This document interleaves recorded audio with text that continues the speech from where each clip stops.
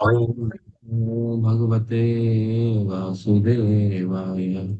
ओम अज्ञानतिमिरनाधस्य ज्ञानाञ्जनशलाकया चक्षुरुन्मिलितं येन तस्मै श्रीगुरुवे नमः। श्रीचैतन्यमनोभीष्टं स्थापितं येन भूतले स्वयं रूप कदा मह्यं ददाति स्वपदान्तिकम्। वन्देऽहं श्रीगुरु श्रीयुतपदकमलं श्रीगुरुं वैष्णवांश्च श्रीरूपं साग्रजातां सहगणा रघुनाथामृतं सजीवं साद्वैतं सावधूतं परिजनसहिता कृष्णचैतन्यदेवं श्रीराधा कृष्णपादान् सहगणा ललिता श्रीविशाखान्वितांश्च नमो विष्णुपादाय कृष्ण कृष्णाय भूतले श्रीमते भक्ति वेदांत स्वामिनिते नामिने।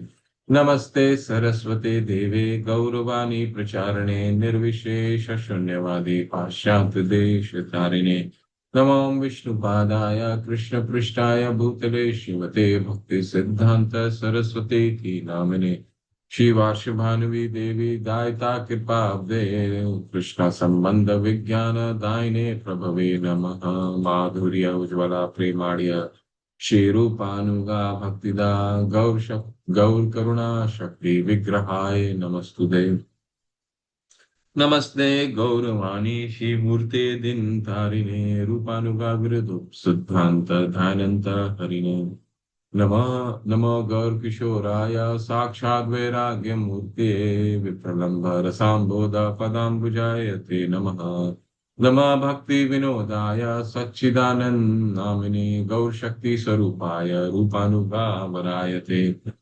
गौर आविर्भाव भूमि स्वं निर्दिष्टा सज्जन प्रिय वैष्णव सार्वभौम श्री श्री जगन्नाथाय ते नमः।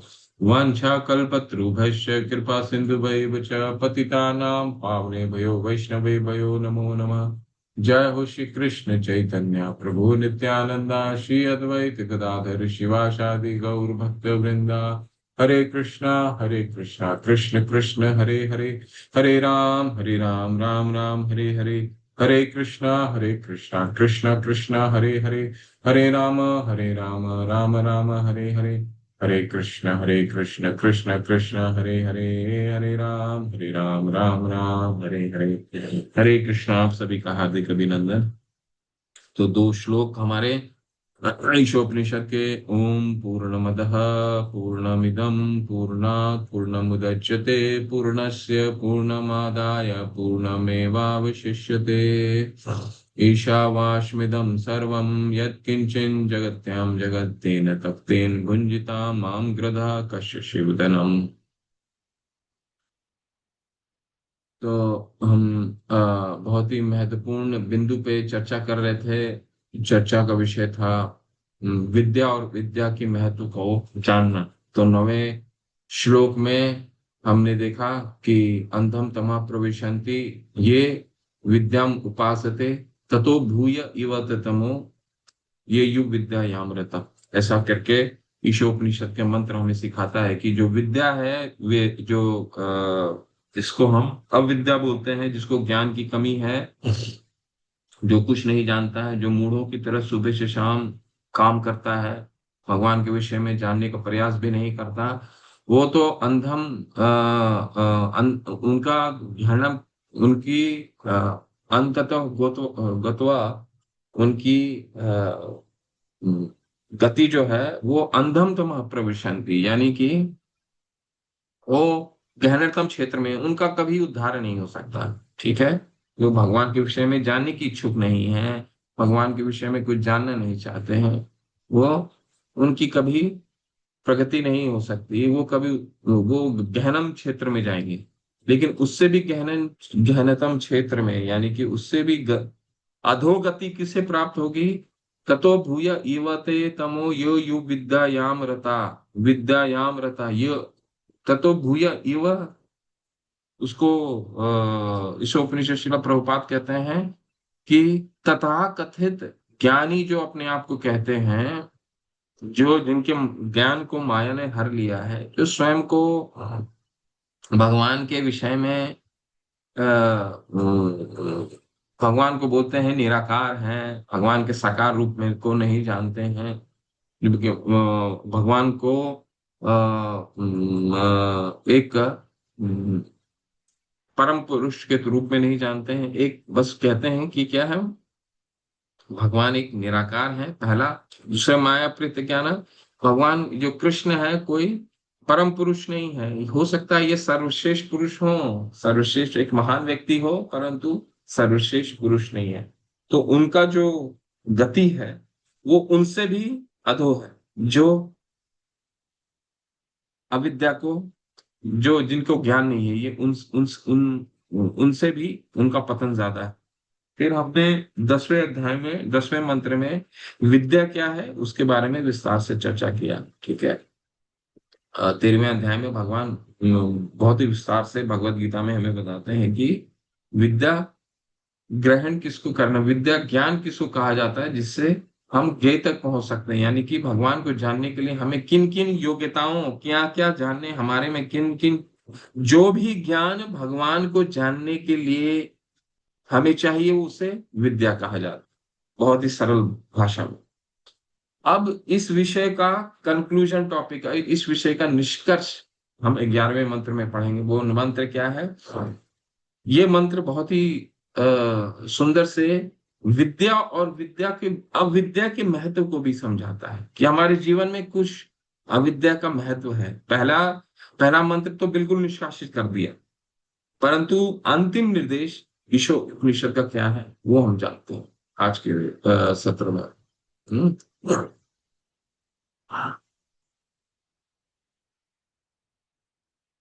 जय श्री प्रभुपाद।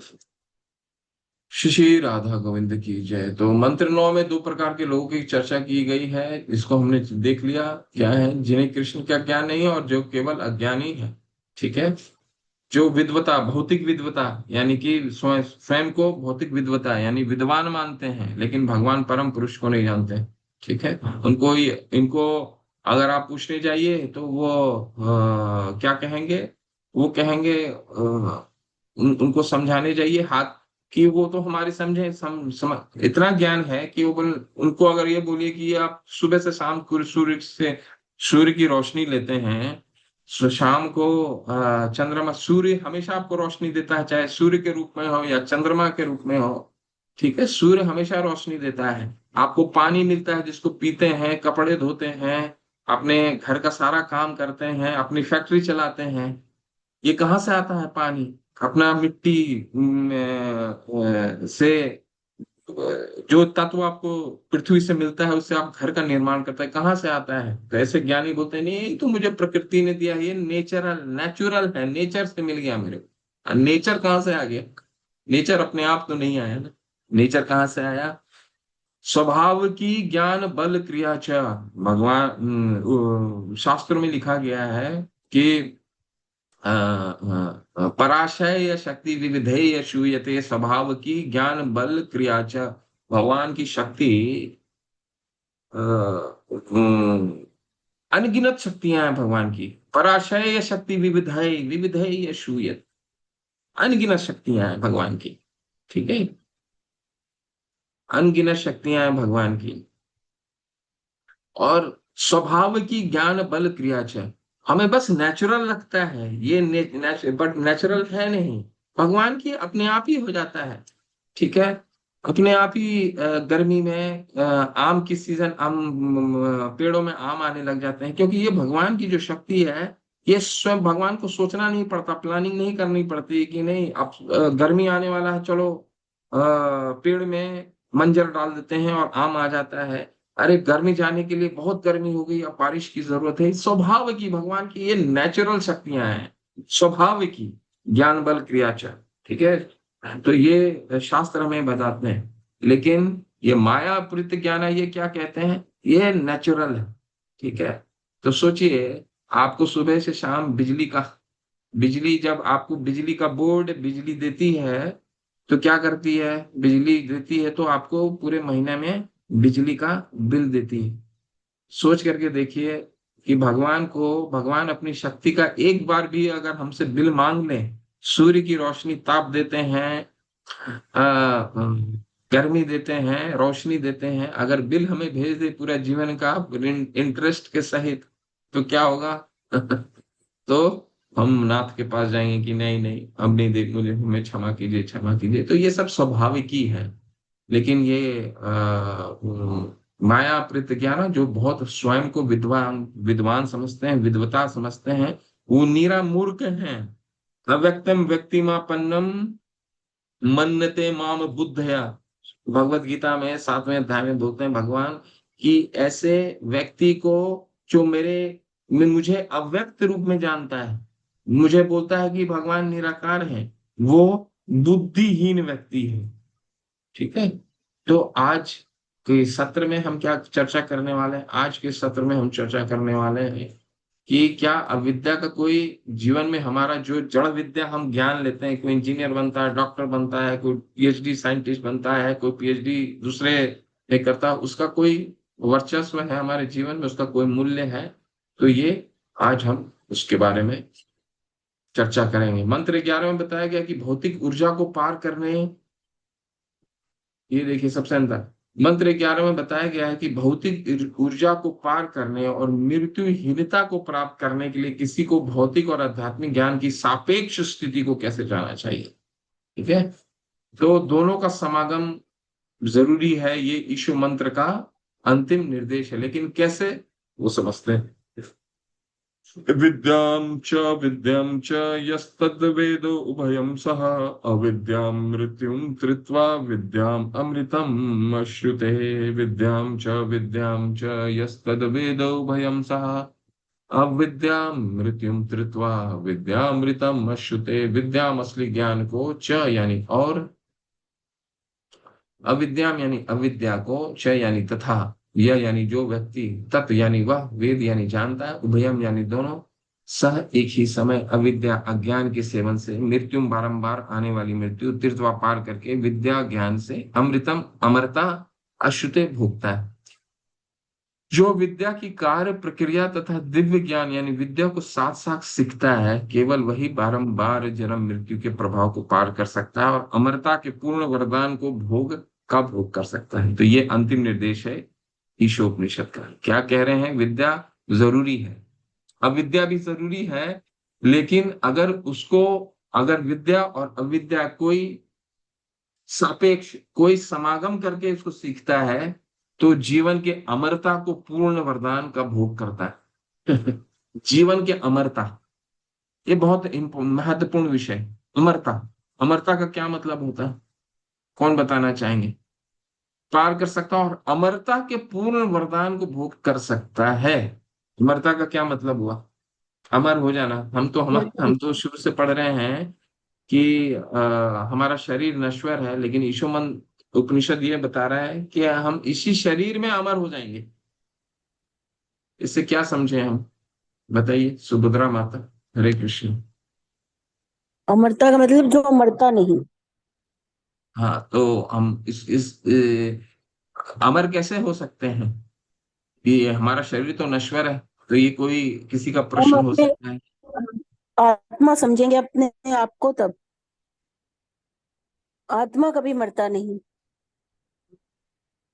तो बहुत सुंदर माता, हरी हरी। तो भगवत गीता के अध्याय संख्या 2, श्लोक संख्या 15 में कहा गया है, यम हीना वयथन्ते ते पुरुष ऋषभः समा दुःख सुखम धीरा अमृतत्व कल्पते। तो ये श्लोक बताता है, श्रील प्रभुपाद बहुत अच्छे से समझाते हैं इस श्लोक का तात्पर्य में, कि कृष्ण भावनामृत एक ऐसा विषय है, एक ऐसा वस्तु है जिसको कोई ग्रहण कर लेता है, तो जिस शरीर में आज वो है, उस शरीर में ही अमरता को प्राप्त कर सकता है। हमें अगले जीवन में तो ठीक है, अगले जीवन में तो हम ही जान ही रहे हैं, भगवत गीता तो हमें बता ही रहा है कि अगले जीवन में अगर हम भगवान की भक्ति करते हैं तो भगवान मृत्यु संसार सागरा ये तु सर्वाणि कर्माणि मयि सनस्य मत परा अनन्य योगेन माम ध्यानंत उपासते तेषाम अहम समुद्धरता मृत्यु संसार सागरात भवामि न चिरत पार्थ मय्या एव शति असंशय। भगवान कहते हैं 12वें अध्याय में भगवत गीता में कि ये तू सर्वाणि कर्माणि, अगर सारे कर्म को मेरे पे अर्पित करके मेरी अनन्य योग्य न मेरे अनन्य भक्ति करते हो, तेषाम अहम समुद्र था, ये संसार रूपी समुद्र, विशाल काय समुद्र जो है, उससे मैं स्वयं तुमको उठाने के लिए आऊंगा। तो समुद्र का जब भी विश्लेषण शास्त्रों में आता है और भौतिक जगत से उसको समागम करके कहा जाता है, तो हमें उसको यथार्थ रूप में समझने की आवश्यकता नहीं है। ठीक है, समुद्र का क्या मतलब हो गया? जिसको पार कर पाना दुर्गम है। समुद्र से हम क्या समझते हैं? पार कर पाना दुर्गम है। तो भगवान स्वयं कहते हैं कि इसको पार करना आसान कर देंगे, मैं खुद स्वयं इसको पार करने के लिए ले आऊंगा। ठीक है, तो यही अमरता है। अमरता है इसी शरीर, वो तो शरीर त्यागने के बाद भगवान मृत्यु संसार सागर से ऊपर लेके जानेंगे, लेकिन शिला भगवान इससे भी एक और आगे विषय बताते हैं। नहीं नहीं, ये शरीर त्यागने तो दूर की बात है, ये तत्कालीन शरीर में भी हम नित्य सिद्ध बन सकते हैं, अमरता का अनुभव हो सकता है। ठीक है, वो कैसे है? वो समः सुख दुखम धीरा अमृतत्वाय कल्पते। अगर हम इतने धीर हो जाते हैं कि इस जीवन में सुख और दुख सुख और दुख को समानांतर रूप से देखते हैं, उसमें हम प्रभावित नहीं होते हैं, तो हम अमरता को प्राप्त होते हैं। ये पूरा हमारा प्रयास कृष्ण भावनामृत का यही, अमरता का पूर्ण वरदान इसी शरीर में, हम अमरता का वरदान। ठीक है, क्योंकि हमें कितना क्लेश है, हमारे जीवन में कितने क्लेश आते हैं, है ना? तो उन क्लेशों को पार कैसे करें? इसी जीवन में इसी जीवन में उसका सुख की अनुभूति कैसे हो, वही कृष्ण भावनामृत सिखाती। इस जीवन में ही अमरता का हमें वरदान है कृष्ण भावनामृत त्यागने। असली शिल प्रभुपाद तो हमें ये समझाते हैं कि हमारा जीवन का असली उद्देश्य क्या होना चाहिए। तत्कालीन जो जीवन है इसको भी अमर बनाए, और देह त्यागने के बाद भी भगवान के धाम चलाएं। ये है असली मनुष्य जीवन का मुख्य उद्देश्य, इस जीवन में भी और अगले जीवन में। ठीक है, जीवन पर संतुलित दृष्टिकोण, विद्या और अविद्या का महत्व क्या? संसार के दुख हमें याद दिलाते हैं कि हमें विद्या की प्रक्रिया में अवश्य लगे रहना चाहिए। विद्या की प्रक्रिया में अवश्य लगना चाहिए। तो विद्या हमने जो 10वें अध्याय में पढ़ा, ये तो विद्या की प्रक्रिया में अवश्य लगना चाहिए। ये तो हमें, ये तो ज्ञान हो गया। सकारात्मक यानी प्रत्यक्ष ज्ञान और नकारात्मक अप्रत्यक्ष ज्ञान दोनों होना चाहिए। क्यों? क्यों अप्रत्यक्ष? अभी तक तो हम ये कह रहे थे कि अप्रत्यक्ष ज्ञान की आवश्यकता नहीं है, अंधम तम प्रविशन्ति। अब ये कंक्लूजन, ये निष्कर्ष में ये क्यों आ गया? क्या इसका कारण है? उदाहरण के लिए, यदि आप सोचते हैं कि जीवन बुरा है, तो आप इसे नकारना शुरू कर देंगे, अंत में एक निर्विशेषवादी के रूप में समाप्त हो जाएंगे। ठीक है, यदि जीवन बहुत अच्छा है और आप इसमें कुछ कृष्ण जोड़ देते हैं, तो आप एक सहज के रूप में समाप्त हो सकते हैं, केवल भौतिक रूप से कृष्ण को सस्ते में लेने के लिए, केवल आनंद के लिए। संतुलित रहें, भौतिक जीवन के दोषों को देखें और इसे बेहतरीन सौदेबाजी के रूप में उपयोग करें। तो बहुत ही ऐसे शब्दों का प्रयोग है। तो शास्त्र खोलिए, ईशोपनिषद खोलिए, देखिए बहुत सरल है इसको समझना कि अविद्या का महत्व क्यों है हमारे जीवन में, क्यों, कहाँ इस महत्व को हम अपने जीवन में कैसे लाना, ईशो मंत्र हमें क्या सिखा रहा है।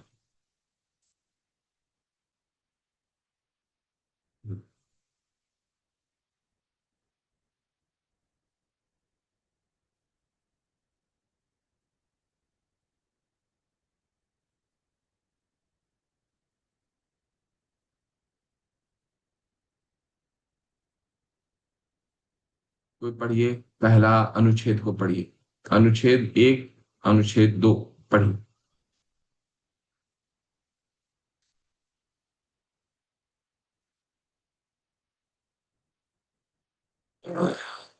हरे हरे, हरे कृष्ण कृष्ण कृष्ण, हाँ सुबह प्रसारी प्रभु, हरे कृष्ण पढ़िए। हरे कृष्णा हरे कृष्ण प्रभु। हो।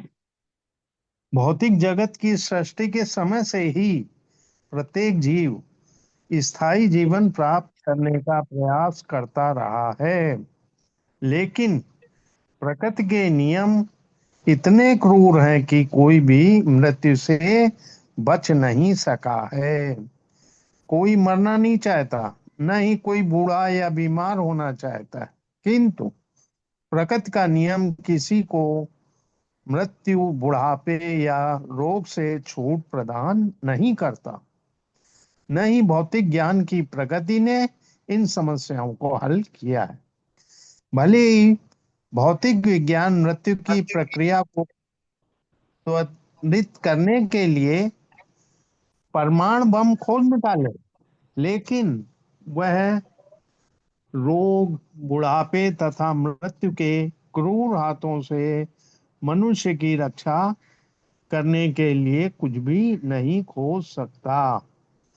पुराणों से हम हिरण्यकश्यप के कार्यकलापों के विषय में जानकारी प्राप्त करते हैं, जो भौतिक दृष्टि से अत्यंत ही समुन्नत राजा था। अपनी भौतिक उपलब्धियों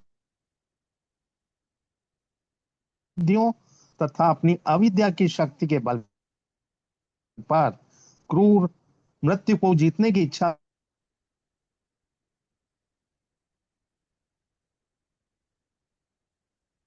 से सारे लोगों के निवासी विचलित हो उठे।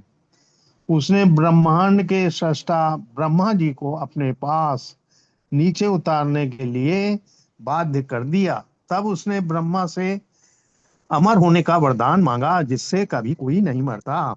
लेकिन ब्रह्मा जी ने कहा वे उसे यह वरदान नहीं दे सकते, क्योंकि वह स्वयं सृष्टि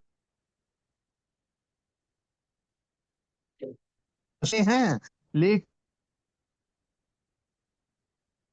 वे स्वयं भगवत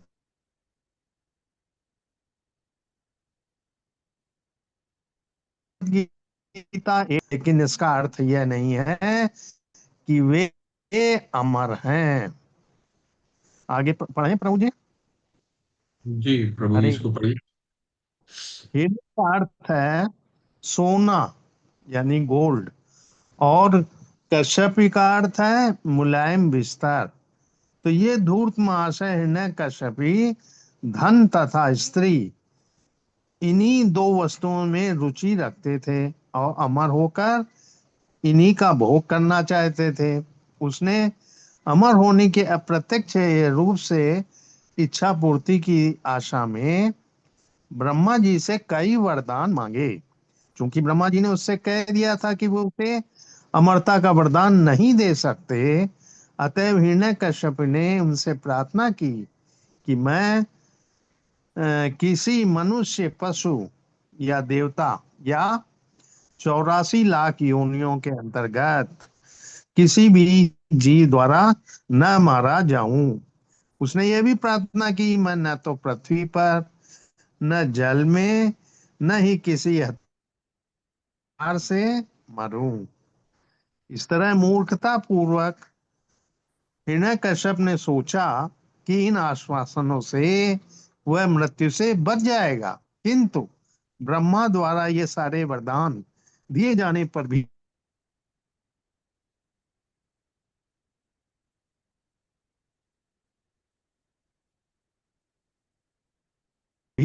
अनंतो गत्वा अरे उसका वध कर दिया। उन्होंने उसे मारने के लिए किसी हथियार का भी उपयोग नहीं किया, केवल अपने नाखूनों से उसे मार डाला। उसकी मृत्यु न तो पृथ्वी पर हुई, न वायु में, न जल में, क्योंकि उसे वह ऐसे अद्भुत पुरुष नरसिंह भगवान की गोद में मारा गया, जो कि उसकी कल्पना से भी परे था। हरे कुल कृष्ण। मिला के ये हाँ, हरे ये कृष्ण। निष्कर्ष कर दीजिए, ये निष्कर्ष पढ़ लीजिए। कुल मिला के इसका सार यही है कि हिरण्यकश्यप जैसा अत्यंत शक्तिशाली भौतिकवादी भी अपनी विविध योजनाओं से मृत्यु रहित नहीं बन सका। तो फिर आज के क्षुद्र हिरण्यकश्यपी भला क्या कर सकते हैं, जिनकी योजनाओं का प्रतिक्षण गला घुटता रहता है। हरे अगला कृष्ण। अगला ये भी पढ़िए प्रभु, ये अच्छा। श्री उपनिषद। श्री ईशोपनिषद जीवन संघर्ष को जीतने के लिए एकांगी प्रयास न करने की शिक्षा देता है। प्रत्येक व्यक्ति अपने अस्तित्व को टिकाए रखने के लिए कठोर संघर्ष कर रहा है, लेकिन प्रकृति के नियम इतने कड़े और सटीक हैं कि वे किसी को उनका उल्लंघन नहीं करने देते। स्थायी जीवन प्राप्त करने के लिए मनुष्य को भगवत धाम वापस जाने के लिए तैयार रहना चाहिए। हरे कृष्ण। तो श्रील प्रभुपाद ने कितने सुंदर से हमें समझाया है कि हिरण्यकशिपु का हम शास्त्रों में पढ़ते हैं, ये जितने भी पात्र हैं शास्त्रों में सब भगवान के भक्त हैं। ये हमें इन लीलाओं के द्वारा हमें समझाते हैं कि हिरण्यकशिपु जो इतना विशालकाय, इतना विशाल असुर था, और ऐसे इतना विशाल भौतिकतावाद था कि जिससे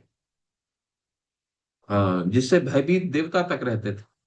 जब ऐसा इतने बड़ा भौतिकतावाद का समापन होता है शास्त्रों में, तो उससे हम ये शिक्षा प्राप्त होती है कि हम कितनी भी कोशिश कर लें, मिथो विपद्येत गृहत वृतानाम, मतीर्ण कृष्णा। प्रहलाद महाराज अपने पिता को बोलते हैं, मतीर्ण कृष्णा परतो सतो वा मिथो विपद्येत गृहत वृतानाम। प्रहलाद महाराज उनके फादर, उनके हिरण्यकशिपु उनको पूछते हैं कि आप ये कहाँ से तुम नारायण नारायण की रट लगा रहे हो, ये शक्ति कहाँ से लेके आए हो?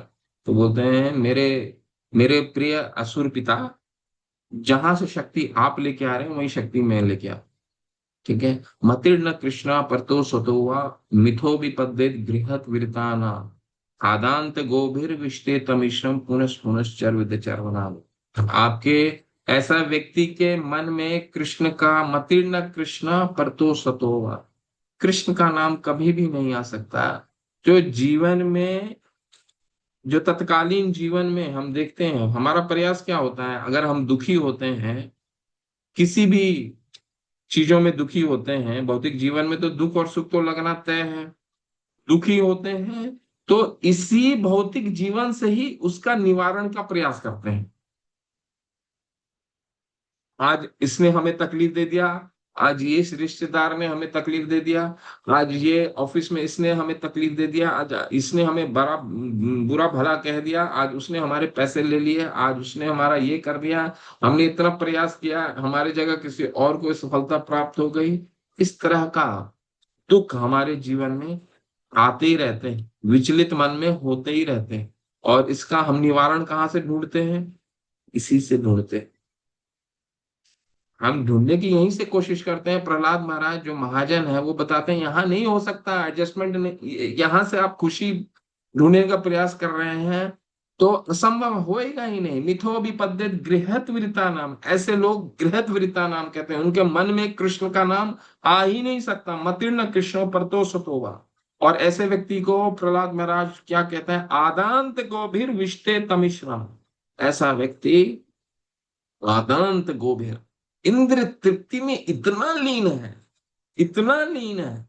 आदांत गोभिर विष्टे तमिश्रम पुनश्चर्वित चर्वनाना। एक ही गन्ने का जो गन्ना जो होता है, उसका रस निकालने के बाद जो सूख जाता है गन्ना, उस गन्ने, सूखे हुए गन्ने से भी रस पीने की प्रयास करते हैं। यही है भौतिक जीवन का प्रयास। हम देख लीजिए, ये भौतिक जीवन में हम भक्ति करते हैं, भक्ति करने के बाद भी हमारा यही है, शास्त्र पढ़ने के बाद भी हम यही समझते हैं कि जो भी दुख आता है उसका निवारण हमें यहीं से प्राप्त होगा। उनको आप कह दीजिए नहीं, यहाँ निवारण नहीं है, आप एक काम करो, आप 2 माला कर लो, 4 माला कर लो और इसको मन से करो, अरे इससे तो कुछ नहीं होता, हमको निवारण यहीं से मिलेगा। ठीक है, लेकिन इसका उपाय है ही नहीं। यही शिला प्रभुपाद ये मंत्र में ये बताता है, इसका उपाय यहाँ से नहीं प्राप्त हो। ईशोपनिषद हमें सचेत करता है ये मंत्र कि नहीं हो सकता।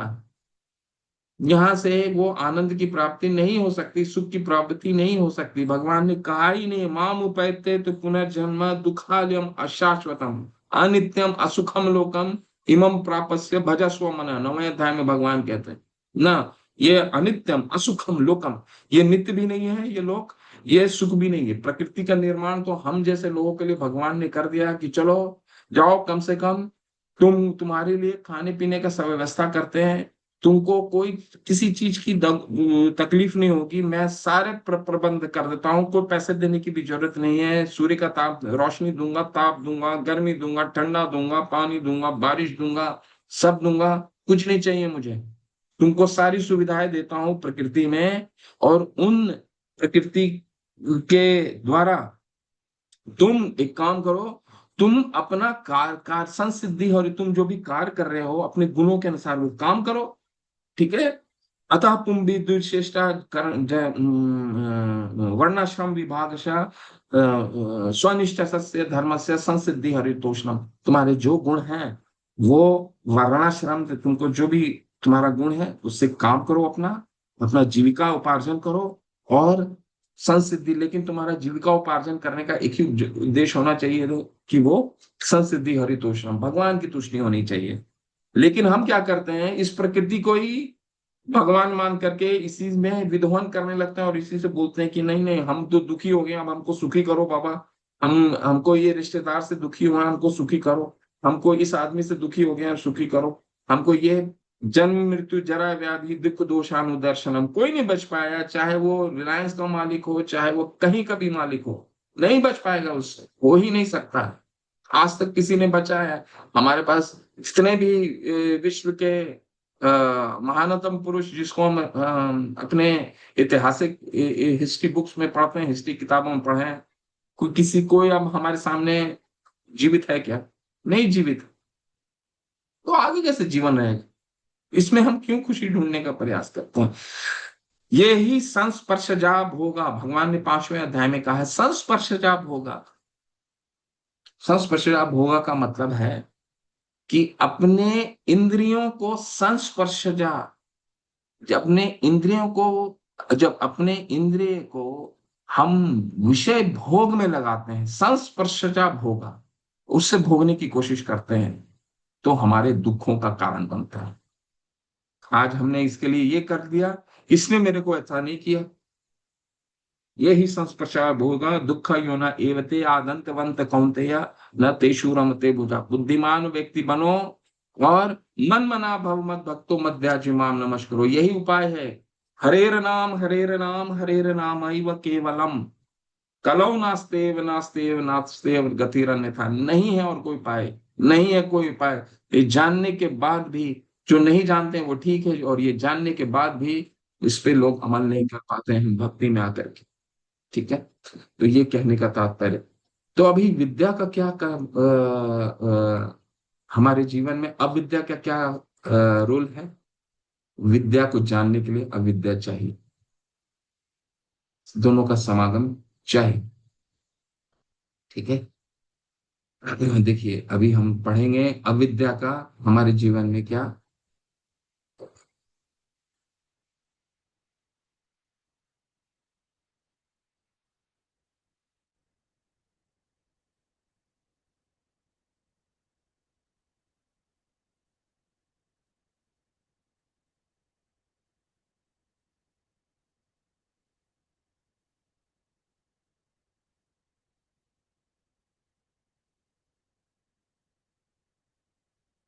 चलिए अब हम पढ़ते हैं कि अविद्या हमारे जीवन में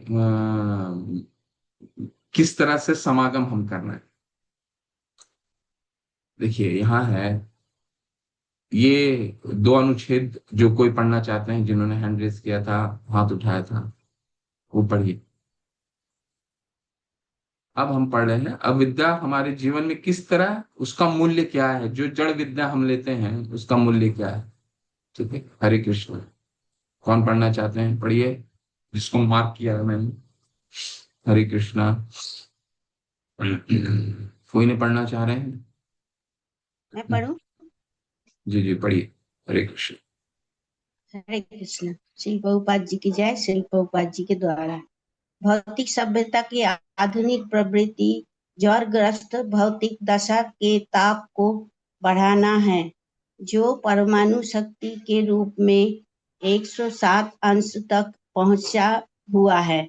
इसी बीच मूर्ख राजनीतिज्ञ चिल्ला रहे हैं कि ये संसार किसी भी समय नरक को जा सकता है। ये भौतिक विज्ञान की प्रगति तथा अत्यधिक महत्वपूर्ण प्रकार के जीवन अर्थात आध्यात्मिक ज्ञान की उपेक्षा का परिणाम है। श्री ईशोपनिषद यहाँ पर सचेत करता है कि हमें इस घातक पथ पर नहीं चलना चाहिए जो हमें मृत्यु तक ले जाता है। इसके विपरीत हमें आध्यात्मिक ज्ञान की संस्कृति का विकास करना चाहिए, जिससे हम मृत्यु के क्रोध हाथों से पूर्णतया मुक्त हो सके। इसका अर्थ ये भी नहीं है कि शरीर के पालन के सारे कार्य को रोक दिया जाए। कार्यकलापों को रोकने का प्रश्न ही नहीं उठता।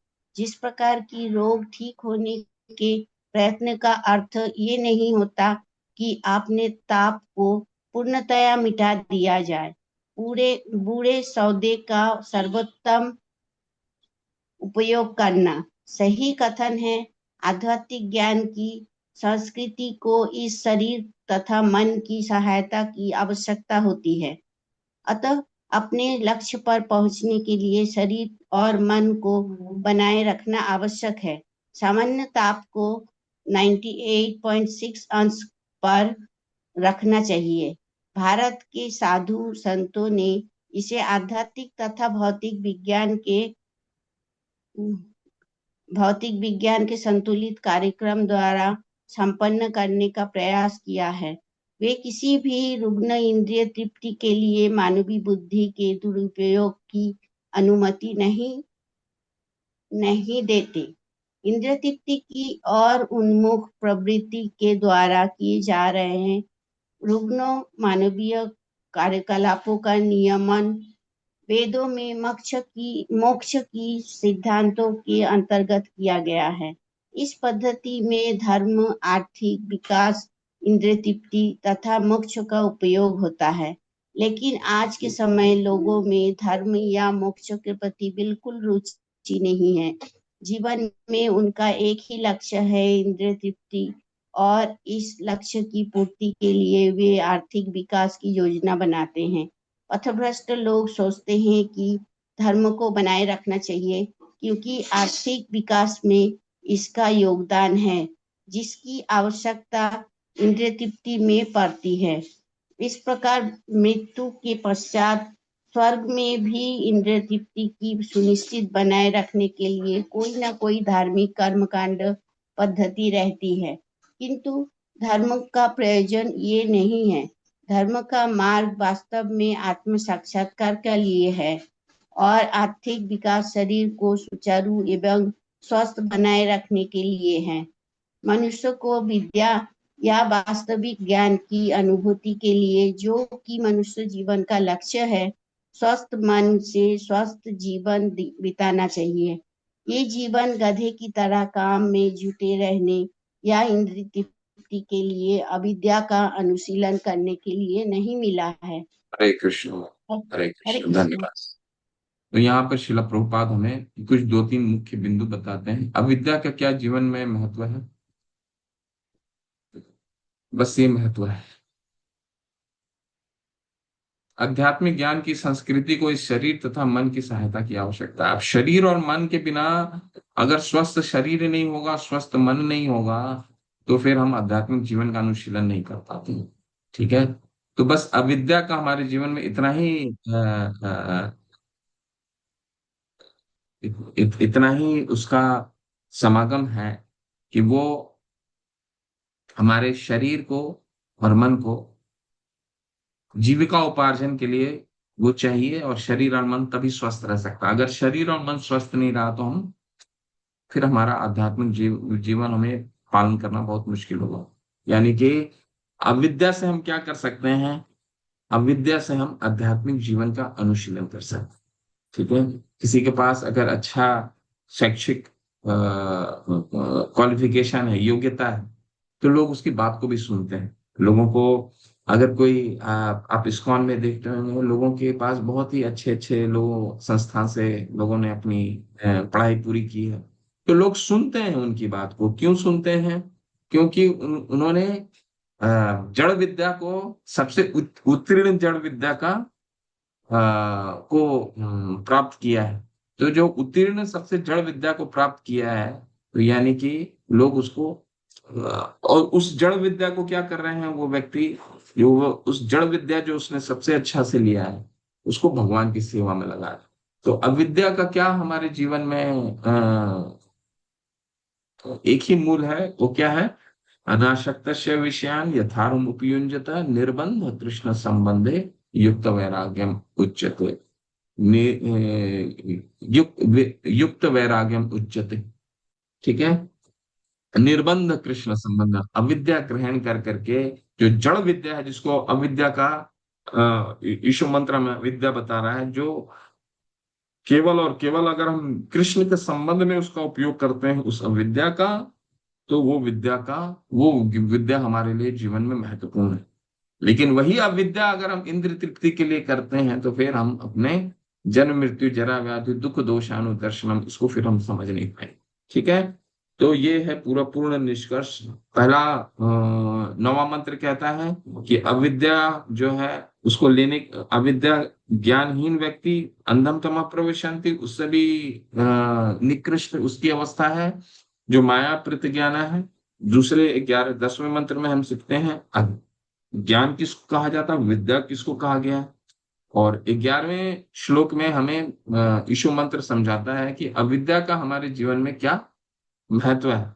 अविद्या उतना ही जरूरी है, अगर वो निर्बंध कृष्ण संबंधे, ये शरीर को मन को स्वस्थ रखने के लिए अविद्या का हमें जरूरी है। अगर अविद्या अच्छा नहीं, अगर हम जड़ विद्या को अच्छे से नहीं लेते हैं, तो हमारे फिर जीविका उपार्जन में, किसी को खाने में दिक्कत है, किसी को रोटी जुटाने में दिक्कत है, तो वो भक्ति कैसे कर पाए? परिणाम करने के लिए बोलेंगे तो वो बोलेगा कि अरे आज का तो रोटी दाल का तो कुछ हुआ ही नहीं है व्यवस्था, तो कैसे हो सकता? तो विद्या का उतना ही महत्व है जितना जब वो निर्बंध कृष्ण संबंध इस मन शरीर को, और हम उस ज्ञान को भगवान के विषय वस्तु में लगाते हैं। ठीक है। तो ये निष्कर्ष है। अब इसी विषय को, विद्या और अविद्या को संभूति और असंभूति के रूप में मंत्र संख्या 12, 13, 14 करेगा। संभूति और असंभूति। ठीक है। संभूति और असंभूति का, जैसे विद्या और अविद्या क्या है? विद्या किसको कहा जाता है? जो भगवान को जानने के लिए जो योग्यताएं चाहे उसे विद्या कहा जाता है। बाकी जितनी भी चीजें हैं वो अविद्या है। ठीक उसी तरह संभूति और असंभूति के बारे में हम पढ़ेंगे। एकदम सेम सारे श्लोक उसी तरह चलेंगे। ठीक है।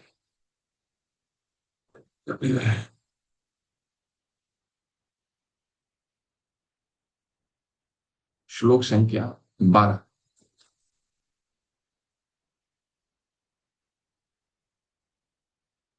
अंधम तमः प्रविशन्ति ये असंभूतिम उपासते ततो भूय इव ते तमो ये यु संभूति यामृता। नवा अध्याय, नवा श्लोक क्या था? बहुत महत्वपूर्ण है, इसलिए ध्यान पूर्वक सुनिए। नवा श्लोक क्या था? अंधम तमः प्रविशन्ति ये अविद्या उपासते। अविद्या की जगह यहाँ असंभूति लग गया, बस, और कोई फर्क नहीं है। अंधम तमा प्रविशन्ति ये असंभूतिम उपासते ततो भूय इव ते तमो ये यु संभूति यामृता। अब यहाँ पे संभूति का, बस असंभूति और संभूति का हमें मतलब समझना है, बाकी सब कुछ वही है। अंधम यानी कि अंधम अज्ञान, तमह यानी अंधकार, प्रविशन्ति प्रवेश करते हैं ये जो असंभूति में देवताओं की उपासना पूजा करते हैं, तत् उसकी अपेक्षा भूय और अधिक, एव उसके सदृश, ते वे तम अंधकार में, यानी ये जो उ यानी भी संभूति याम यानी ब्रह्म में रता लगे हुए हैं। अनुवाद, जो देवताओं की पूजा में लगे हैं वे अज्ञान के गहनतम क्षेत्र में प्रवेश करते हैं, और इनसे भी बढ़कर वे जो निराकार ब्रह्म की पूजा करते हैं। संभूति का मतलब एक ही होता है, यहाँ देखिए। संभूति का मतलब होता है स्वराट। ठीक है। स्वराट जो स्वतंत्र है उसको संभूति कहा जाता है। जो स्वतंत्र नहीं है उसमें असंभूति उसको कहा जाता है। तो देवता कौन है? असंभूति में ना, है ना। देवता कौन कौन है? जो स्वराट नहीं है। ठीक है, तो इसमें दो विषयों पे चर्चा होगी। श्लोक संख्या 12, 13, 14 में संभूति और असंभूति। जो व्यक्ति स्वराट और जो व्यक्ति बंधन में बैठा है। तो ये श्लोक क्या बता रहा? अंधम तमः प्रविशन्ति ये असंभूतिम उपासते। जो उनकी उपासना करता है जो स्वराट नहीं है, उनका वो गहनतम क्षेत्र में जाते हैं। वो जीवन के मनुष्य जीवन का मूल उद्देश्य को धूमिल कर देते हैं। ठीक है, लेकिन उससे भी मीरा मूर्ख वो व्यक्ति हैं, तथा भूय इव तितमो ये यु संभूतिम ये यु संभूतिम्याम रता तथा कथित स्वतंत्र की उपासना करते हैं। तथा कथित, सो कॉल्ड अंग्रेजी में इसको कहा जाता है। वो स्वयं समझते हैं, जैसे मायापृत ज्ञान है। मायापृत ज्ञान है, वो स्वयं को बहुत विद्वान समझते हैं। भाई मेरे पास इतना ज्ञान है। ठीक है, लेकिन उसी तरह जो भगवान के साकार वो समझते हैं, भगवान के ब्रह्म रूप को ही स्वतंत्रता मान करके उनकी उपासना करते हैं।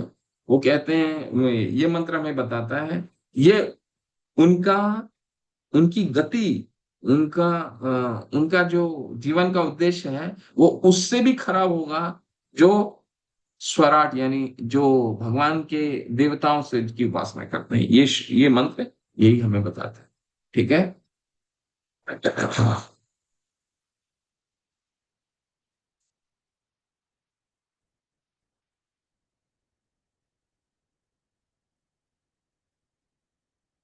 तो यहाँ पे ये देवता उपासना और भगवान की निराकार को ब्रह्म संभूतियाम, जो सो कॉल्ड, जो स्वयं को समझते हैं कि जो भगवान की निराकार की उपासना करते हैं और देवताओं की उपासना करते हैं, उनके बीच की तुलना है।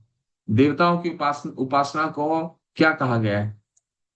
देवताओं की उपासना को विभिन्न तरीके से भगवत गीता में हमें समझाया है, बहुत तरीके से। 7वें में समझाया, 4थे में समझाया, 9वें में वो समझाया। ठीक है। देवता पूजा के बारे में क्या कहा गया है? देखिए, ये पढ़िए कितना सुंदर। संस्कृत का शब्द असंभूति उन व्यक्तियों का सूचक है जिनका स्वतंत्र अस्तित्व नहीं है। कैसे पता चलता है कि देवतागण स्वतंत्र नहीं है? ये श्लोक पढ़िए। न मैं विदुम स्वर्गाणाम प्रभवम न महर्षिया अहम आदि देवानाम महर्षि नाम च सर्वशा। तो ये श्लोक हमें ये बताता है कि कोई भी देवता भगवान से स्वतंत्र नहीं है। ना मैं विदुम स्वर्गा नाम, जितने भी देवता हैं और महर्षि हैं वो मेरे से ही उत्पत्ति हुई है उनकी। तो जिनसे भगवान से उत्पत्ति हुई है तो स्वतंत्र कैसे हो गए? स्वतंत्र नहीं है ना। देखिए, ना तो देवतागण, तो ये यहाँ पे सिद्ध हो गया कि देवतागण स्वतंत्र नहीं है। अब देवताओं की उपासना करने से हमें अंधम क्षेत्र क्यों प्राप्त होगा? क्यों प्राप्त होगा बताइए? भगवत गीता आप लोग सबने पढ़ के आए हैं, क्यों प्राप्त होगा? नहीं तो मैं आज यहीं रोकूंगा अगर इस पे चर्चा आप लोग नहीं करेंगे तो। देवता उपासना के बारे में विस्तार से भगवान ने भगवत गीता में हमें समझाया है और हमें बताया है कि देवता पूजन क्या है। देवता पूजन देवता भगवत गीता किसने लिखा है? कौन बताएंगे? कौन बताएंगे? नहीं, सुधीर प्रसारी आपने जो जिन्होंने भाग नहीं लिया वो बताएं। देवता पूजन भगवत गीता किसने लिखा है? व्यासदेव प्रभु जी। प्रश्न दोबारा कर रहा हूं। भगवत गीता किसने लिखा है?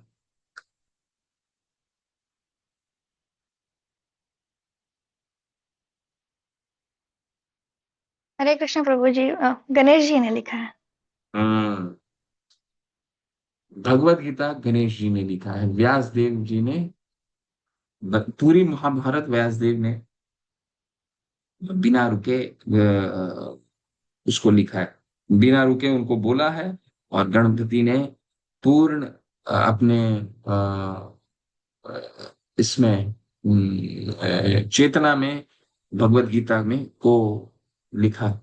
और भगवत गीता का भीष्म पर्व में महाभारत के भीष्म पर्व में भगवत गीता आती है।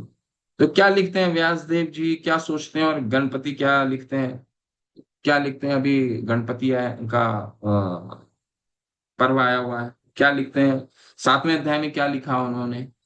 देवता पूजन कौन करते हैं? कामस्तैस्त हित ज्ञान प्रपतन्ते अन्य देवता, जिनको जीवन से बहुत काम से बहुत कामुक है, मुझे आज ये चाहिए, मुझे वो चाहिए, मुझे ये चाहिए। कामस्तैस्त हित ज्ञान प्रपतन्ते अन्य देवता तम तमम नियम स्थाया प्रकृति नियता स्वया, तम तम नियमम स्थाया प्रकृति नियता स्वया। यानी कि ऐसे व्यक्ति अपने प्रकृति को इस तरह ढाल लेते हैं कि उसके अनुसार ही पूजा करते हैं। काम स्त हृत ज्ञान प्रपतन्ते अन्य देवता, अन्य देवताओं की वो पूजा करते हैं जो काम स्त हृत ज्ञान, जिनको कामुक, जो काम से बंधे, आज जीवन में ये चाहिए, वो चाहिए, ये चाहिए। तो ये कौन लिख रहे हैं? ये वो लिख रहे हैं जो स्वयं, जिनका हम पूजन करते हैं, अभी पूजन कर रहे हैं, गणपति। ये स्वयं पूर्ण चेतना में लिख रहे हैं। देवता खुद शिव पार्वती के पुत्र हैं, वो क्या लिख रहे हैं? काम स्ते हृत ज्ञान। व्यासदेव भगवान का सत्तावेश रूप है, वो उनका विचार, और गणपति का लेखन। काम स्ते हृत ज्ञान प्रपतन्ते अन्य देवता, जिनको काम ने ग्रसित कर लिया है वो देवता पूजन करते हैं। तो क्या उपाय है? क्यों ऐसा बोला उन्होंने? क्यों भगवान ने ऐसा बोला? इसलिए बोला कि यो यो याम याम तनु भक्ता श्रद्धा अर्चितुम इच्छति तस्या तस्या तस्या तस्या चलाम भक्त्या मामे विद्यामि अहम। इसलिए बोला, भगवान ने इसलिए बोला कि देवता की जो पूजन करते हैं, देवता पूजन के बारे में इसलिए भगवान इस तरह से बोल रहे हैं, क्योंकि वो कह रहे हैं यो युम मामेव विद्यामि अहम, इनको शक्ति भी मैं ही देता हूं जो आपकी इच्छा को पूर्ति कर सके। देवता के पास जाते हैं हम ये देवता से ये मांगते हैं, ये देवता से ये मांगते हैं, ये देवता से ये मांगते हैं। तो देवता को भगवान कह रहे हैं तमेव मामेव विद्यामि हम, इनको भी ये इच्छा पूर्ति की शक्ति मैं ही देता हूं। ये अपनी अन्य देवता भक्ता यजंते श्रद्धा अन्विता, 9वें अध्याय में कहते हैं ये ते अपि अन्य देवता भक्ता यजंते श्रद्धा अन्विता। देव जो अन्य देवताओं के श्रद्धा पूर्वक पूजन करते हैं, यजंते अवधि पूर्वकम, वो ठीक है, पूजा करना तो ठीक है, लेकिन इनडायरेक्ट अवधि पूर्वकम, घुमा करके वो पूजा कर रहे हैं। इसलिए क्या अच्छा है? यथा तरोर मूल निषेचनेना तृप्यन्ति स्कंद भुजोपशाखा, मूल वृक्ष के मूल में ही पानी दे दीजिए ना। वृक्ष के मूल में पानी देने से सारा वृक्ष सुशोभित हो जाएगा, सारा वृक्ष पोषित हो जाएगा। नरसिंह देव के शिष्य हैं गणपति, नरसिंह देव की आराधना कीजिए, गणपति की आराधना हो जाएगी, गणपति भी खुश हो जाएंगे। गणपति की आराधना कीजिए और नरसिंह देव की आराधना नहीं कीजिए तो गणपति कैसे खुश हो सकते हैं? नहीं हो सकते। ठीक है, यथा तरोर मूल निषेचने न तृप्तन्ति तत्स्कंद भुजोपशाखा, जड़ में पानी डालने की आवश्यकता है। तो ये है, इसलिए देवता पूजन के बारे में भगवान बहुत सारी चीजें उन्होंने, अंतवंतु फलम तेषाम तद भक्ति अल्पमेघ शाम, क्योंकि देवता ने जो देवता गण जो फल देते हैं, अंतवंतु फलम तेषाम, उसका अंत हो जाता है, उसकी सीमाएं होती हैं, क्योंकि उनकी शक्ति भी सीमाएं है ना। देवता गण भी क्षीण पुण्य मर्त लोकम विशंति, अब तो हमें अब तक तो समझ चुके हैं ये 14 जगत जो है। देखिए आगे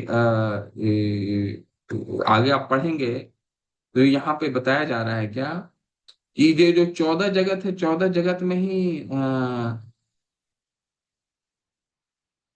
ब्रह्मा जी का, देखिए हाँ, अब 14 के 14 जगत में ही सबसे सर्वोच्च जगत कौन है? ब्रह्मा जी का।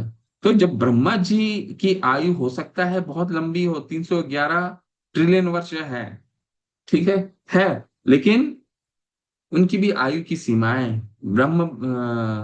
आप ब्रह्म भुवनाथ लोकान पुनर्वर्तिनो अर्जुन, आप ब्रह्मा भुवनाथ लोकान। इसका क्या मतलब हुआ इस श्लोक का? 8वें अध्याय में, आप ब्रह्मा भुवनाथ लोक पुनर्वर्तिनो अर्जुन माम उपैते तु कौन्तेय पुनर्जन्म विद्यते। कि अर्जुन, भगवान कह रहे हैं कि तुम सर्वोच्च लोक में भी जाओगे। आप ब्रह्मा भुवनाथ लोकान, जो सर्वोच्च लोक है इस जगत का, देवता तो छोड़ दीजिए, उनसे भी ऊपर है, 3 लोक ऊपर देवता से, देवलोक से 3 लोक ऊपर है, सबसे सर्वोच्च लोक ब्रह्म लोक। वहां भी जाओगे तो क्या होगा? आप ब्रह्म भुवनाथ लोकान पुनर्वर्तिनो अर्जुन, दोबारा पुनः जन्म मृत्यु में चले आओगे, पुनर्वर्तिनो अर्जुन। इसीलिए माम उपैते तु कौन्तेय, मेरी आराधना, माम उपैते तु कौन्तेय पुनर्जन्म न विद्यते, फिर पुनर्जन्म तुम्हारा नहीं होगा। ठीक है? क्यों? क्योंकि वो जो फल देते हैं उनका भी एक सीमा है, अंत है। कहाँ ब्रह्मा जी बचा पाए हिरण्यकशिपु को? अभी तो पढ़ा हमने, नहीं बचा पाए। कहाँ शिव जी बचा पाया रावण को? नहीं बचा पाया ना। क्यों नहीं बचा पाया? क्योंकि उनकी शक्ति की सीमाएं। हम्म? और भगवान उनको शक्ति, भगवान जितने भी देवगण हैं, उन ब्रह्मा जी तो सर्वश्रेष्ठ पुरुष हैं, सर्वश्रेष्ठ पुरुष हैं। जब वो कह रहे हैं ईश्वर परम कृष्णा सच्चिदानंद विग्रह अनादिरादिर गोविंद सर्व कारण, आपके अलावा कोई कारण है? वो भगवान कृष्ण को उपासना करके उनकी स्थिति को सर्वोच्च के रूप में स्थापित करते हैं। तो फिर हमें और दूसरे जगह जाने की जरूरत क्या है? इस ब्रह्मांड का सर्वोच्च पुरुष कोई प्रधानमंत्री नहीं है, कोई साइंटिस्ट नहीं है, सर्वोच्च पुरुष ध्रुव माता की, ध्रुव की माता बोलती हैं कि अगर तुमको देखना है, अगर तुमको ध्रुव बोलते हैं कि अरे मेरे माता ने मुझे इतना मेरा अपमान किया है, मुझे अपने पिता से भी सर्वोच्च, मुझे इस त्रिलोक 3 लोक से भी सर्वोच्च लोक चाहिए, सबसे बड़ा लोक चाहिए। पर पौत्र थे ब्रह्मा जी के, तो माता उनकी कहती तो वो तो एक ही व्यक्ति कर सकता है। वो कौन है? भगवान। क्यों? क्योंकि उदाहरण के रूप में है ना, ब्रह्मा जी उनको उदाहरण है ना, उन्होंने उनकी उपासना की, उन्होंने उनको सर्वोच्च स्थान इस पूरे ब्रह्मांड का दिया, पूरी सृष्टि का उनको कार्यभार सौंप दिया कि जाओ तुम सृष्टि का निर्माण करो।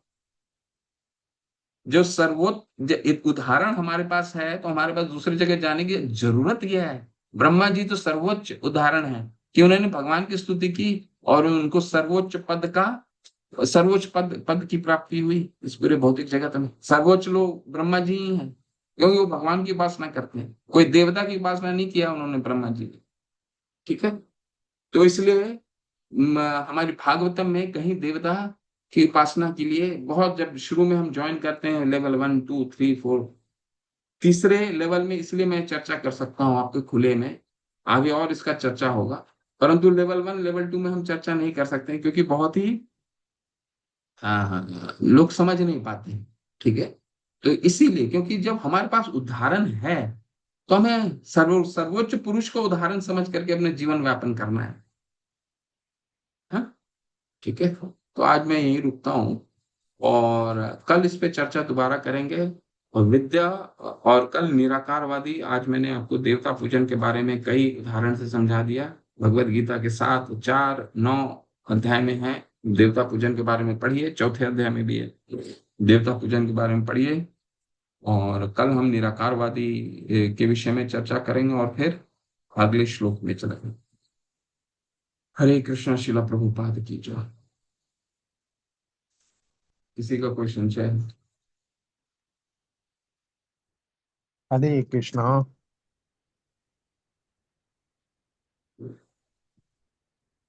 हरे कृष्णा, प्रभु बोलिए। प्रभु जी, ये मतलब मेरे को ये सब तो समझ में आया कि भौतिक शिक्षा जिसे हम समझे हुए हैं वो है अविद्या है, और वास्तव में विद्या जो है आध्यात्मिक ज्ञान है ना। तो उसी से उद्धार होगा हमारा। तो ये लेकिन नहीं समझ में आया कि अ, विद्या के साथ ये अविद्या होना जरूरी क्यों, ये बात जरूरी एक बार आपने बताई, लेकिन वो मेरे को एक बार फिर से कृपा करके बताइए कि अविद्या का होना क्यों जरूरी है। अविद्या रहेगा तभी तो आप शरीर और मन का पालन कर सकते हैं। अविद्या रहेगा तभी तो आप कुछ पढ़ सकते हैं। अविद्या रहेगा तभी तो आपके लोग सुनेंगे। अविद्या जड़ विद्या रहेगा। देखिए भौतिक जगत हमारा ऐसा है कि जी। अविद्या, आप अविद्या है, शास्त्रों को तभी पढ़ सकते हैं। अविद्या है तब आप बोलेंगे तो लोग, दूसरे लोग भी सुनेंगे।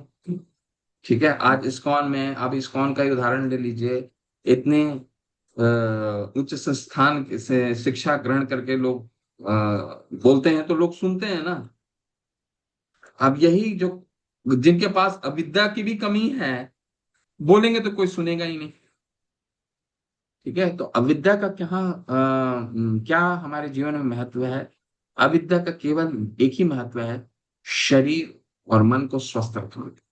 ठीक है, हमारा शरीर अगर हम, नहीं तो अविद्या रहेगा। अगर हमारे ज्ञान नहीं है, हमने जड़ विद्या भी अच्छे से ग्रहण नहीं की है, तो जीविका उपार्जन में भी हमें तकलीफ है। तो हम भजन क्या कर पाएंगे? भजन ही नहीं कर पाएंगे। हमें तो ये लगा रहेगा कि आज का खाना मिलेगा नहीं मिलेगा, कल का खाना मिलेगा नहीं मिलेगा। अविद्या है। अविद्या ग्रहण करेंगे तो ही विद्या का समागम आएगा। अविद्या से, अविद्या और विद्या दोनों अगर साथ चलते हैं, अगर अविद्या को हम विद्या लेने के लिए उपयोग करते हैं तो फिर ठीक है। अच्छा। अंतिम निर्देश ये, अगर अविद्या को इंद्र तृप्ति के लिए उपयोग करते हैं तो फिर वो अंधम तम प्रविशन्ति, वो 9वां श्लोक उसके बारे में। तो अंतिम निर्देश क्या है? ईशोपनिषद का अंतिम निर्देश है, कृपया जड़ विद्या को विद्या के साथ जोड़ने का प्रयास कीजिए। भक्ति रसामृत सिंधु में भी हमने यही पढ़ा। क्या पढ़ा? अनासक्त्य विषयान यथारूढ़ उन्यत निर्बंध कृष्ण संबंध निर्बंध। अगर उसकी अविद्या को भगवान के निर्बंध कृष्ण संबंध युक्त वैराग्य उचित है। ठीक है, रिटायरमेंट हो गए, रिटायरमेंट के बाद जो पैसा मिला, उस पैसे से हम भगवान की भक्ति करने के जगह बकेट लिस्ट हमने बना लिया कि हमने अमेरिका नहीं घुमा है जी, हमने स्विट्जरलैंड नहीं घुमा अपने जीवन में, हमने यहाँ नहीं घुमा है, हमने वहां नहीं घुमा है, हमने नहीं, हमने जीवन सारा निकाल दिया, परिवार पालन में निकाल दिया। तो ये क्या हो गया? ये जड़ विद्या का दुरुपयोग हो गया। वही पैसे का उपयोग हम अपने भजन पढ़ाने में करते हैं, भगवान की भक्ति करने में करते हैं, तो वो अविद्या का सही उपयोग हो। ठीक है प्रभु। जी धन्यवाद प्रभु जी। हरे कृष्णा। नवीन प्रभु, हरे कृष्णा। हरे कृष्णा प्रभु जी, हरे कृष्णा प्रभु जी। जैसे अभी दो शब्दों का इसमें आया था मंत्र 12 में, असंभूतिम और संभूति, यही था ना प्रभु जी। तो अंशभूति तो हो गया कि जैसे जो देवताओं से संबंधित है, कि मतलब वो सीमित सीमित हो गया कि भाई उनके पास एक सीमित शक्तियां हैं। तो संभूति जो है वो भगवान के लिए इस यहाँ पे प्रयोग किया गया है ना प्रभु जी, की जैसे कि जो मतलब जो स्वतंत्र है, मतलब वो किसी मतलब बंधे नहीं है, वो उनको कोई मतलब सीमित नहीं है, वो स्वतंत्र है, मतलब इतनी शक्तियां हैं कि वो स्वतंत्र शक्तियों के मालिक हैं। तो यही समझाना चाह रहे हैं ना यहाँ प्रभु जी इसी मंत्र में। तो कल इस पे दोबारा चर्चा करेंगे, लेकिन इसको और भी सरल से मैं समझाऊं। संभूति का मतलब है स्वराट, स्वतंत्र। ठीक है, और असंभूति का मतलब है जो स्वतंत्र नहीं है। तो मंत्र संख्या 12 में क्या कहा गया है? मंत्र संख्या 12 में कहा गया है कि जो देवता की उपासना करते हैं उनकी गति अंधे क्षेत्र में है, वो जीवन, मनुष्य जीवन को, उद्देश्य को नहीं समझ पाए। लेकिन जो स्वराट, सो कॉल्ड, तथा कथित, ततो भूय इव तम, सो कॉल्ड ब्रह्म, भगवान के निराकार को स्वतंत्र मान के उनकी उपासना करते हैं, उनका तो और भी उनकी गति और भी निकृष्ट है वनिस्पत उनके जो देवता पूजन करते हैं। ठीक है, तो यहाँ पे जो संभूति का प्रयोग किया गया है प्रभु, वो भगवान के ब्रह्म रूप में, ठीक है, तो अब तक तुमने समझ लिया है कि भगवान का जो ब्रह्म रूप है वो भगवान का एक स्वतः भगवान पे ही निर्भर है। ब्रह्मणो ही प्रतिष्ठा हम अमृतस्य अवश्य च। 14वें अध्याय के 27वें श्लोक में कह रहे हैं भगवान कि ये जो ब्रह्म मेरे शरीर से जो तेज निकलता है वो मेरे से निकलता है, लेकिन उसमें सारी सारी गुण भगवान की नहीं हो सकती। भगवान से निकला है लेकिन भगवान के सारे गुण नहीं, वो स्वतंत्र भगवान पे ही निर्भर करता है। लेकिन कई लोग उसी को ही मान करके निराकारवादी क्या कहते हैं कि भगवान का कोई आकार नहीं, भगवान एक ज्योति है, हम उसी में समा गए। ठीक है, तो ये उनकी गति और भी गलत है, ऐसा ईशोपनिषद भी बताता है, सारे शास्त्र बताते हैं। अव्यक्तम व्यक्तिमापन्नम 7वें अध्याय में भी भगवान ने ये कहा, अव्यक्तम व्यक्तिमापन्नम मामेव बुद्ध। जो मुझे अव्यक्त मानता है वो सबसे बुद्धिहीन व्यक्ति। ठीक है, तो ये समझता है कि मेरा ब्रह्म रूप है वही भगवान है, उससे बड़ा बुद्धिहीन व्यक्ति कोई ही नहीं। तो इस मंत्र में इसी की चर्चा हुई है, तथा कथित स्वतंत्र, सो कॉल्ड स्वतंत्र। ठीक है, जैसे 9वें अध्याय में क्या था, सो कॉल्ड विद्या, माया प्रीत ज्ञान, वो समझते हैं, वो खुद स्वयं को समझते हैं कि मैं बहुत, मेरे पास बहुत ज्ञान है, मैं बहुत विद्या है, जो बहुत सारे शिक्षा ग्रहण कर लेते हैं, बहुत सारी डिग्रियां ले लेते हैं, लेकिन भगवान के नहीं मानते हैं। वो समझते हैं मेरे पास बहुत विद्या है।